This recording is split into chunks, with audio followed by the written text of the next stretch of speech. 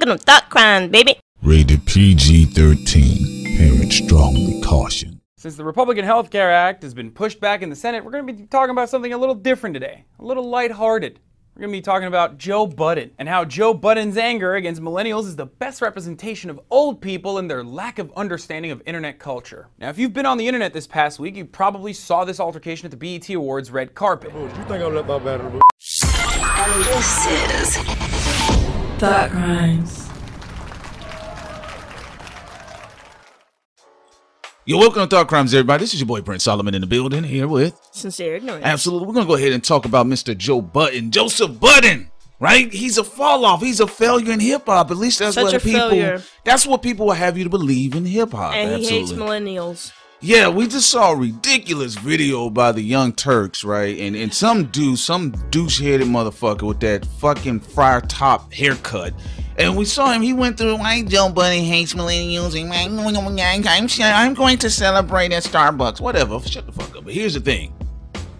This is a misnomer about Joe Budden, all right? And what people classify as basically saying, you know, he's a complete failure, which he's not. He's absolutely not. Actually, he's a pioneer. He's one of the first rappers, especially coming from that Def Jam era, off the label, big labels, when labels really meant something at that time. The first rapper to really use social media when he started up Joe Budden TV around 2006. You know, even when he pulled into Carey and dudes were like, yo, I thought Joe Budden was a whack nigga. I thought he was a fall off. And they start their own reality TV show online, actually. And then other rappers started following that template when you're talking about Sargon. When you start talking about what Redman ended up doing later on, and then we start getting into the little B characters and all that type of stuff, all the way down to where we are with fucking Yachty. So Joe Budden has always stood on his square when it came to those type of things. Sure, his first album, you know, it sold 500,000 copies, but which is good. Yeah, especially considering at that time he went gold. That's when gold meant something. People be like, Rick Ross sold 200,000 copies. Yo, that's good today. But the dude was doing that back then, 500,000 copies, while everybody was doing, you know, 1 million plus. But the whole point is this: is that I do get tired of that shit that I hear people keep using that excuse with Joe Budden that they hate millennials. He hate millennials. Oh, that nigga only did pump it up and shit. Before we even address the music and also what he brought when it came to the internet, that a lot of people followed that template later, including people who even talk on about hip hop. You know, we're talking about DJ Academics and everybody else online. But another aspect I want to mention, what this Yuppie said, he stated that Joe Budden really thought that Yachty, because he was a millennial, that he couldn't think of the art cover of his album. That's not why Joe Budden asked that question. He knows how the machine works. That's why he always referenced back to record deals and 360 deals.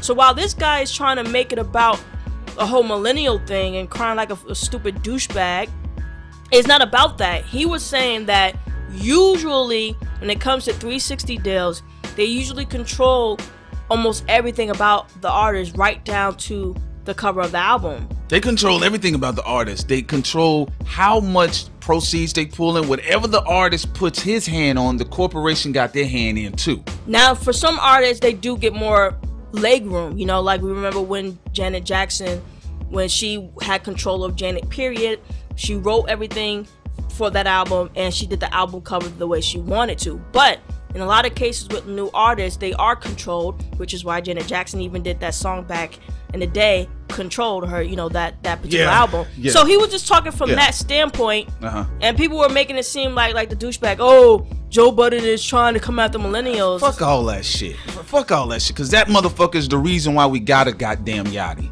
It's them motherfuckers that go to his concerts to support his ass, so they think it's cute to prop that motherfucker up, and then they'll take somebody like Jid or say Nas is, you know, irrelevant. You know, we got to be honest with these motherfucking hipster magazines. These motherfuckers have curved off all the aspects and the nuances of hip hop, and they condensed it down to theatrical acts like a Yachty. They're more into the car and train wreck aspects of hip hop, the bullshit aspects of hip hop. So when you're talking about lyricism, of course a motherfucker like Joe Budden, they're gonna say, oh, he's a failure, he never did this, that, and the third, because these douche-headed motherfuckers, these are the same motherfuckers that we talked about this shit before, that took Tupac off the top 10 list, and they slid Lil Wayne's old ass. And then don't get me wrong, Wayne has had a substantial amount of influence in hip hop that should not be denoted. However, Other motherfuckers should be on that list for being consistent, but at the end of the day, I don't give a fuck about your list. But the fact that you created a list in the order it was in, it was all over the place. It shows how little do they understand about hip hop. So they're the ones that keep running around here talking about Joe Budden's opinion doesn't matter when it does, because actually they're crying over it. So if it doesn't matter, why you bitching? Actually, if I was a rapper and I looked at somebody like Joe Budden, who's been in this game for like almost 12, 15 years at this point, survived off the quote unquote being the one hit wonder nigga, even though that's a misnomer, because as we said in this video, he said, oh, he hasn't had a hit since 2003. Actually, he's had other singles that have charted since then. But you would want to look at somebody like Joe Budden like, man, you know, he has been able to eat outside of the music. Yeah, that's most important. And but, also, yeah, correction with Yachty. Yachty isn't a success. 70,000 sold is a failure. And two, yes, from what we've seen, he is signed to a deal, a record label. Yeah, I believe he does have a 360 deal, right? I don't know if they 360 where they take everything out of him, but he still is aligned with a label. Yes, so come on, you know, that's not being very innovative. We got Russ. I can give him credit. He's completely independent. Princess Nokia, completely independent. So if she had sold 70,000, then I'm like, yo, that 70,000 goes directly to her, big ups, or her self-publishing, whatever, big ups.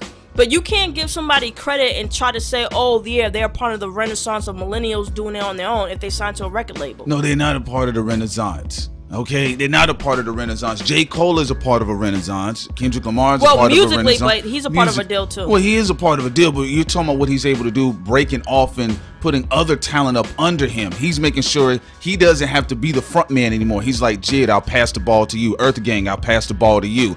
These motherfuckers can't even get in position for that. Yachty's always going to be getting raped. Period. Just like he was dancing on stage like a retarded bitch with the BET Awards. He was showing up there with the what's the Migos, the Migos, his yeah. homies. They ain't even acknowledge his ass. This is how loose he is. He has nobody has no control over him to say, hey, don't do this, don't do that, don't do that. When somebody like Joe Budden was trying to give him sound advice, everybody start bitching on the internet talking about. And I'm sure, yes, maybe, you know, Joe Budden's way of communication could have been channeled differently.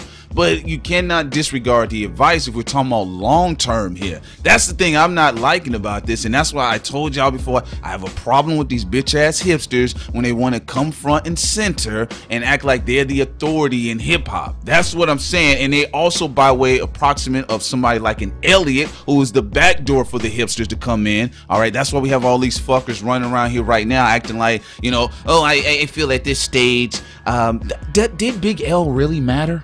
Did he really matter in hip hop? I mean, I feel like the best Harlem rapper is A$AP Rocky.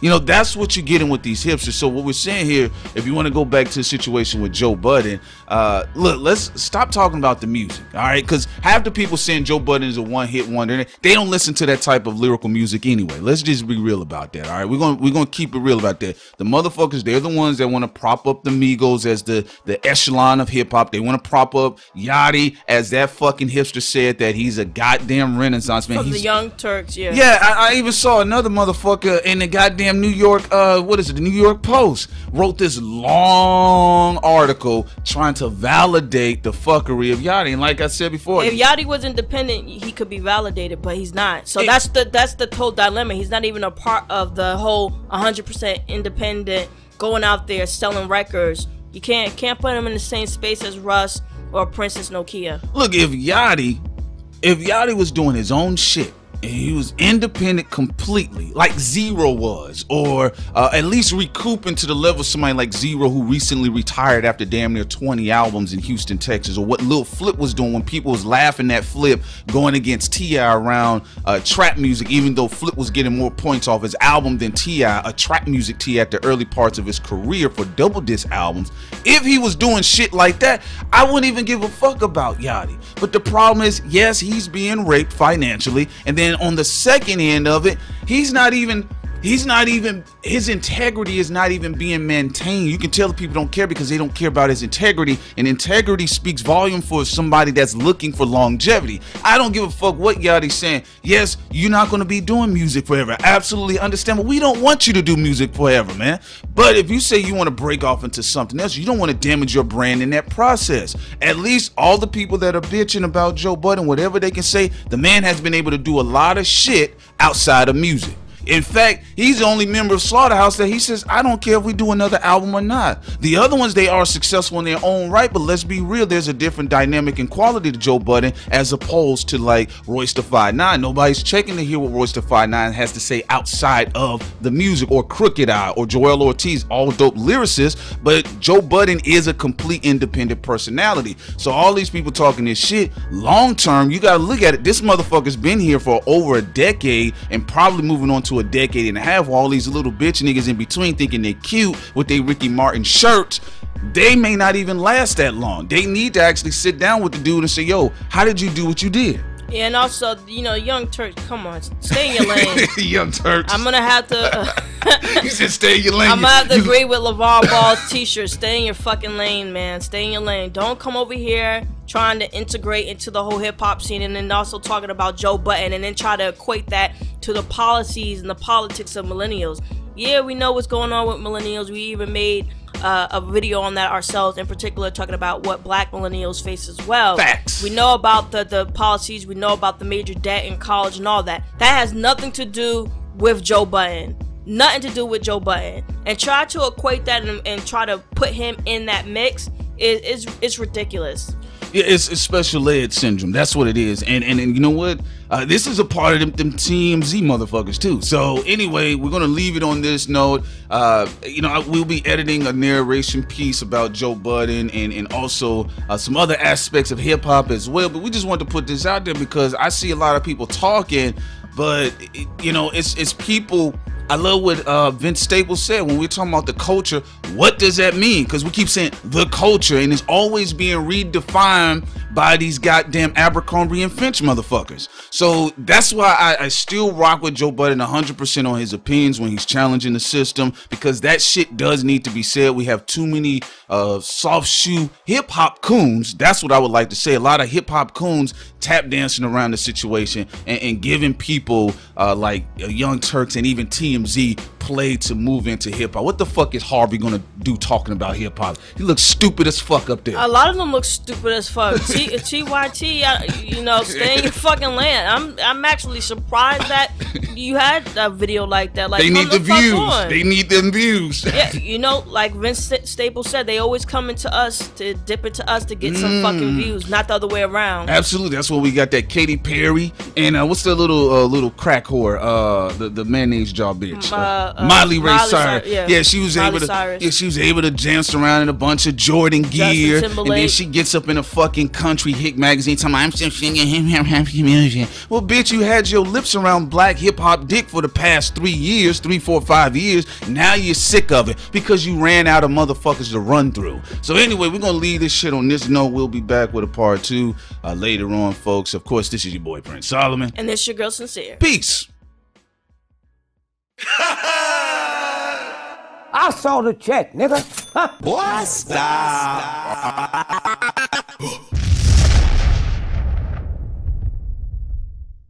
Go to our Patreon for more, and don't bother me.